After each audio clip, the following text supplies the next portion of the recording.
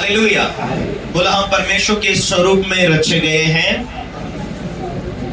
परमेश्वर के प्यार से दूर ही थे, तो परमेश्वर ने अपने पुत्र को भेजा ताकि हम परमेश्वर के प्यार में वापस भर जाए, जुड़ जाए। सबको आमीन, हालेलुया। अभी परमेश्वर अपने पुत्र यीशु मसीह के द्वारा आपसे जुड़ना चाहता है। ये उसका प्यार, ये उसकी योजना है कि आपसे वो जुड़कर आपकी जिंदगी में जिस क्षेत्र के अंदर आपकी कमियां हैं, जो जो बातें आपको चाहिए, वही बातें परमेश्वर अपने पुत्र के द्वारा आपसे जुड़ चुका है। तो आप यकीन करो, आप विश्वास करो, आपकी जिंदगी में क्या कमियां हैं। यदि परमेश्वर ही आपसे जुड़ रहा है तो कौन सी बातों की कमियां रहने देगा। आदम और हवा को परमेश्वर ने पृथ्वी के ऊपर अपने शक्ल में, अपने स्वरूप में बनाया। परमेश्वर को मालूम था कि परमेश्वर मनुष्य को अपने स्वरूप में बनाया, परमेश्वर के जैसे दिखे। परमेश्वर ने अपनी श्वास, अपनी आत्मा देकर उसे जीवित किया। आदम अकेला ही था, तो परमेश्वर ने सोचा कि मैं इसके लिए एक जीवन साथी बनाऊं। परमेश्वर मनुष्य को बनाने से पहले खाने की व्यवस्था, सारा सिस्टमेट बनाकर रखा था।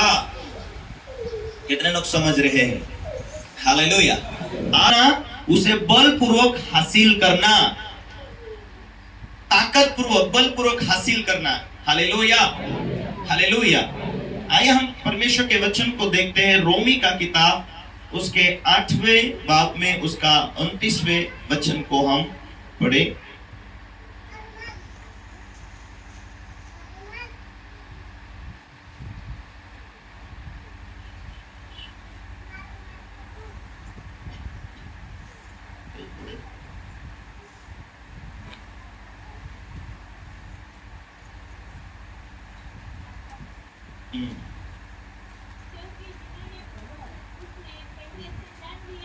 हाँ, क्योंकि जिसने उसे पहले से जान लिया, उसने, फिर से पढ़ो। हाँ, ठहराया भी है कि, हालेलुया। परमेश्वर ने बुलाया, परमेश्वर ने ठहराया कि हम उसके पुत्र के स्वरूप में होना चाहिए। हालेलुया। परमेश्वर ही चाहता कि हम उसके पुत्र के स्वरूप में होना चाहिए। यदि आप उत्पत्ति 1:26 पढ़ते हैं तो परमेश्वर ने कहा हम मनुष्य को अपने समानता में बनाए। हालेलुया। परमेश्वर ने बनाया, उसका प्यार से रहित भी हुआ। फिर परमेश्वर अपना प्यार को जोड़ने के लिए आया। केवल वो प्यार इतना नहीं करना चाहता, तुम्हारी जिंदगी की, तुम्हारी आवश्यकता तुम्हें आज परमेश्वर को भी मालूम है क्या आवश्यकता है, पर तुम्हें भी मालूम है क्या आवश्यकता है। Hallelujah, hallelujah. बाइबल में लिखा है कि जब तक पुत्र को अपने हक मालूम नहीं, यदि उसे कोई संभालने वाला नहीं है, तो वो पुत्र तो है लेकिन अपनी जमीन, जायदाद, हक जो कुछ है वो एक सालदार, वो एक कामगार के बराबरी में है। जब वो सियाना हो जाता है तो उसे मालूम होता कि अपनी प्रॉपर्टी क्या है, अपना हक क्या है, अपना अधिकार क्या है। Hallelujah, hallelujah. एक दिन मैं बात कर रहा था, मेरे छोटा बेटा और साथ में, अभी देख मेरे बड़े बेटे के लिए मैंने गाड़ी लेकर आया, तो वो छोटा वाला बोलता हाँ मेरी भी है वो, क्योंकि मैं भी बाप का बेटा हूं। अरे वाह, मैंने बोला तुझे भी समझ रहा है। हालेलुया। मैं भी चलाऊंगा, मेरा भी हक है। हालेलुया। अपना हक मालूम है बच्चों को। हम यदि परमेश्वर की संतान है, अपना हक हमें मालूम होने की जरूरत है। अपना हक आज तक मालूम नहीं है तो यही है नादानी, हमारी आत्मिक दुनिया की नादानी। हालेलुया। शैतान नहीं चाहता कि तुम तुम्हारे हक को मालूम मत करें। उसको मालूम है कि ये अभिषेक पालेंगे, ये सामर्थ्य पालेंगे, ये वचन का नॉलेज हो जाएगा, परमेश्वर के शास्त्र और उसकी सामर्थ्य से ये परिपूर्ण हो जाएगा, तो इनके जीवनों में इनकी जरूरत है वो ऑटोमेटिकली क्या होगी, तैयार होकर इनके पास आएगी। Hallelujah, hallelujah. तुम परमेश्वर की संतान हो, चर्च यहां बैठा है, तुम परमेश्वर की संतान हो, परमेश्वर ने तुम्हें वो हक दिया है, उस हक को तुम ले लो। इसीलिए परमेश्वर ने स्वर्गदूतों को सेवा करने वाले दल, सेवा करने वाले कहा, परंतु परमेश्वर ने कभी भी मनुष्य को दूतों के रूप में नहीं देखा, परंतु वो दूत जो है वो सेवा करने वाली आत्माएं हैं, परंतु जो मनुष्य वो परमेश्वर के पुत्र और पुत्री है। इसीलिए तुम्हें अपना हक मालूम होना चाहिए। सामर्थ्य तुम्हारे जीवन में जब वचन के द्वारा जीना शुरुआत करो, सामर्थ्य भरना शुरुआत हो जाएगा। जब वचन के साथ आप जीने शुरुआत कर लो तो परमेश्वर का जो आत्मा है वो पवित्र आत्मा आपके अंदर वास करेगा, और जैसा पवित्र आत्मा तुम्हारे अंदर होकर चलता जाएगा, कार्य करता जाएगा, तब वो सामर्थ्य के साथ आपसे जुड़ा हुआ है। और जब आपके जीवन में सामर्थ्य भर दिया जाएगा, सामर्थ्य के द्वारा जियोगे, तो आपकी आवश्यकता को आप बोलोगे आजा, तो वो आने लगेगा। इतनी बातें ध्यान रखना है। ये होने लग जा तो वो हो जाना शुरू हो जाएगा, क्योंकि आपने परमेश्वरीय सामर्थ्य से जुड़ा है, क्योंकि आप उसकी संतान हो। इसीलिए परमेश्वर आपके जीवन में जो आप बोलते हैं वचनों के द्वारा, वो आपके साथ में बनना शुरू हो जाता है। Hallelujah, hallelujah, hallelujah. इसीलिए अनजाने मत रहो, परमेश्वरीय ताकत से जुड़ते जाओ। पर इसको कैसे लोगे? जब परमेश्वर ने आपके अपने बीच में अपना दास को भेजा है, तो उसकी बातों को यकीन करना। स्वर्गीय सामर्थ्य से आप ऐसे नहीं जुड़ पाओगे। आप एक साधारण जीवन जियोगे तो, साधारण जीवन जीने का मतलब होता है कोई ध्यान नहीं, कोई फोकस नहीं। पास्टर क्या बोल रहा, कोई फोकस नहीं। चर्च में गया है नहीं गया कोई फर्क नहीं पड़ रहा, वचन पढ़ा नहीं पढ़ा फर्क नहीं है, अपने जीवन को आत्मिकता में जुड़ रहा है या नहीं है कोई फर्क नहीं। सेम संसार जिंदगी जी रहा, वैसा जिंदगी जी रहे हैं, तो ऐसे भूल में रहोगे, ना तो स्वर्ग जाओगे, ना तो आशीष पाओगे, नहीं तो सफलता होगे, ना तो बंधन टूटेगे। यदि आपको परमेश्वर ने बुलाया, परंतु आज भी हमें ये मालूम होना चाहिए, विश्वास किया, बपतिस्मा पाया, अभी पवित्र आत्मा पाना, पवित्र आत्मा पाकर आत्मिक जीवन जीकर हमारे जीवन में जो हमने गलती किया उसे नकारना, उसे डिलीट करना जिंदगी से। आज के बाद में पवित्र आत्मा का मंदिर हूं, परमेश्वर की आत्मा मुझ में वास करता है, आज के बाद में पवित्रताई रहूंगा, परमेश्वरीय सामर्थ मुझसे जुड़ेगी, मैं जो चाहूंगा वो होना शुरुआत हो जाएगा। क्योंकि मैं दिखने वाली बातों पर विश्वास नहीं करता, परंतु ना देखने वाली बातों के ऊपर विश्वास करता। मैं जो बोलूंगा सो वो होने लगेगा, क्योंकि परमेश्वर की संतान हूं तो मेरे लिए कोई काम कठिन नहीं है। ऐसा आपको, मैं स्वर्ग लोक का व्यक्ति हूं, स्वर्गीय सामर्थ्य से जुड़ा हुआ हूं, इसीलिए मेरे लिए ये बीमारी जाना बड़ी बात नहीं, हड्डी जुड़ना बड़ी बात नहीं, आशीष आना बड़ी बात नहीं, मेरी आवश्यकता पूरी होना बड़ी बात नहीं। ऐसा आपके जीवन में विश्वास वचन के द्वारा बैठ गया, सो वही होने लगेगा जो आप चाहेंगे। क्योंकि परमेश्वर का वचन में कहता है जगत के अंत तक मैं तेरा हाथ को थमा हुआ हूं। यदि वो हाथ थमा हुआ है तो रिजल्ट जीवित पैदा होने वाला है। Hallelujah, hallelujah. परमेश्वर ने कहा तुम मेरी बेटी है, तुम मेरा बेटा है। इसीलिए परमेश्वर अपना प्यार को वापस जोड़ने के लिए यीशु मसीह को भेजा। परमेश्वर ने अपने पुत्र को भी रख नहीं छोड़ा तेरे लिए, तो तेरे जीवन में जो आवश्यकता है वो क्यों ना देगा। हालेलुया, हालेलुया, आमीन। यदि रोमी 8 का 31 एक बार पढ़े तो परमेश्वर का वचन क्या कहता है। परमेश्वर हमारी ओर है, हमें लाइफ टाइम के लिए हमारे साथ है, वो हमारे जिंदगी में हमें सक्सेस करने के लिए हमारे साथ है।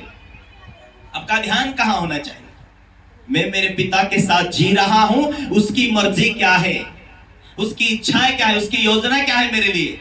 यदि विश्वासी लोगों ऐसा ध्यान आपका है कि मेरे पिता की मर्जी क्या है, वचन ही मेरा परमेश्वर है, तो मैं वचनों के द्वारा जी रहा हूं। आज मैं परमेश्वरीय सामर्थ्य से, परमेश्वर की योजना से जुड़ा हूं। मेरे पिता की मर्जी क्या है? पहले इंजेक्शन दिया जाता है, फिर वो दवा शरीर के अंदर चलती है। इसीलिए दवा खाने में वो असर होता दवा और गोली का, कि दवा और गोली को देखकर हमारे जिंदगी में असर होता है। ध्यान है? हालेलुया। जब डॉक्टरों के पास जाते हैं, कोई समस्या लेकर जाते हैं, दवा गोली हम शरीर के अंदर उसे ग्रहण करते, तब वो असर होता है। उस रीति से आज वचन को सुन रहे, सुनकर जीने की तैयारी, और जिंदगी हम जिए परमेश्वर तेरी सेवा के लिए, तेरी महिमा के लिए। उस रीति से हम वचन को ग्रहण कर चुके। यदि तू मन फिराए तो उद्धार होगा। यदि आप वचन को सुन लिया, सुनकर जीने की तैयारी किया, आपने अंगीकार किया, आज के बाद तू ही प्रभु, यही अंगीकार। आज के बाद तू ही प्रभु, मैं आज माफी चाहता हूं परमेश्वर। आज तक मेरे जूनी लाइफ में, मेरे जिंदगी में क्या क्या गलती हो रही थी, परंतु आज के बाद मैं मन फिराता हूं। एक विश्वासी को मन फिराने की जरूरत होती है। एक नए लोगों को शुरुआत में मन फिराने की जरूरत होती है, पर पास्टर या जुने विश्वासी को मन फिराने की जरूरत होती है। तेरे परमेश्वर को कहां नहीं भा रहा है तेरा जीवन, तेरा सोचना, तेरा देखना, तेरा बोलना। जहां जहां जो जो पाप, जो जो गलतियां है, वहां से हमें मुड़ने की जरूरत होती है, वहां से हमें मन फिराने की जरूरत होती है। हालेलुया, बोलो यीशु प्रभु की हालेलुया। यदि मैं मोबाइल ज्यादा देख रहा हूं और परमेश्वर का वचन कहता है, तो अपने पूरे मन से, पूरी बुद्धि से, पूरी शक्ति से यहोवा से प्रेम रखना। यदि मैं पूरे मन से परमेश्वर से प्रेम नहीं कर रहा हूं, तो वहां माफी मांगने की जरूरत है। उस चीज को मैं कम करूंगा, उस चीज को परमेश्वर मैं आज के बाद मेरे जीवन से निकालूंगा। आज के बाद वचन के द्वारा मैं जिंदगी जीऊंगा, उससे मन फिरा लिया। हो सके आपके जीवन में टीवी, मोबाइल, व्यर्थ वीडियोस, हो सके गाली देने की आदत, झूठ बोलने की आदत, निंदा की आदत, जहां जहां चूक रहे हैं, जहां जहां पवित्र आत्मा उदास है, जहां जहां पवित्र आत्मा निराश है, वो बात नहीं कर रहा, वो मेरा हेल्पगार है, परमेश्वर का दिया हुआ गिफ्ट है, वो मुझे बढ़ाना चाहता, वो मुझे उठाना चाहता, परंतु मेरी कमियों की वजह से वो रूठा हुआ है, उसे खुश कैसे करूं मैं? हालेलुया। इन अंतिम दिनों में प्यारे विश्वासी भाई बहनों, हमें ध्यान देने की जरूरत होती है। बाइबल ये कहती है कि जितने लोग आत्मा के चलाए चलते हुए पुत्र और पुत्रियां हैं, हमें लगातार पवित्र आत्मा से भरा हुआ जीवन जीना है, और हमें परमेश्वर ने अपना पुत्र और पुत्री बना लिया है। हमारी सोच होना चाहिए, मेरी लाइफ, मेरी जिंदगी द्वारा मैं तेरी सेवा करूं, मैं तेरे काम आऊं। एक गीत मुझे हमेशा याद आता है, खरीदा तूने अपने लहू से, काम आऊं तेरे लिए। खरीदा उसने अपन लहू के द्वारा। हम परमेश्वर की संतान थे, उसके प्यार से दूर हुए, पापों के खातिर बिक चुके थे शैतान के हाथों में। प्रभु यीशु मसीह ने अपना कीमती ब्लड देकर, लहू देकर हमें छुड़ा लिया। वापस हम परमेश्वर के राज्य में हैं। अब हम परमेश्वर के राज्य में खड़ा है। शैतान चाहता है कि इस राज्य से बाहर निकाले, इसीलिए हमारी शारीरिक इच्छाएं, शारीरिक आवश्यकताओं को सामने लेकर आता है। हमें ये पहचानना, हमें जानना है कि मैं एक स्वर्गीय नागरिक हूं और मैं परमेश्वर के राज्य में हूं, परमेश्वर के बाड़े के अंदर हूं। मैं क्यों मैं अंधकार के राज्य में पैर रखूं? क्यों मैं शैतान के लिए खुला दरवाजा रखूं? आपकी गलतियां, आपकी कमी, आपके पाप ही शैतान के खुले दरवाजे हैं, जहां से वो प्रवेश करता है। जब तक आप द्वार नहीं खुलते, कोई भी आपके घर में आ नहीं सकता। आप दिल का द्वार नहीं खुलेंगे, शैतान भी आपको छू नहीं सकता, आ नहीं सकता, क्योंकि आप यीशु के लहू में ढाबे हुए हैं। आप स्वर्गीय सामर्थ्य के बाड़े के अंदर हैं। जो मुझे बल देता उसमें मैं सब कुछ कर सकता हूं, वो तुम्हें सामर्थ्य देता उसमें तुम सब कुछ कर सकते, तुम्हारी आवश्यकता को तुम्हारे साथ जुड़ सकते हैं। Hallelujah, hallelujah. मेरी प्रजा इसीलिए नाश हो रही कि मेरी ज्ञान की कमी है। होशे की किताब में कहता है, हमें परमेश्वर के ज्ञान की कमी के कारण हम सफल नहीं हो पा रहे, हम आशीषित नहीं हो पाते, हम सक्सेस नहीं हो पाते। शैतान थोड़ा सा चारा डाल दे, उसके पीछे दौड़ कर चले जाते हैं। इसने मुझे यो क्यों कहा, उसने मुझे वो क्यों कहा, उसके ये क्यों कहा। हमारा ध्यान को वो भटकाना चाहता है, इसीलिए वो रात दिन कोशिश करता है। भेड़ हमेशा जो लूली लंगड़ी होती है वह झुंड के अंदर होती है और उसी के ऊपर भेड़िया अटैक करते हैं, क्योंकि वो दौड़ नहीं पाती, झुंड के अंदर बीचों बीच बनी नहीं रहती।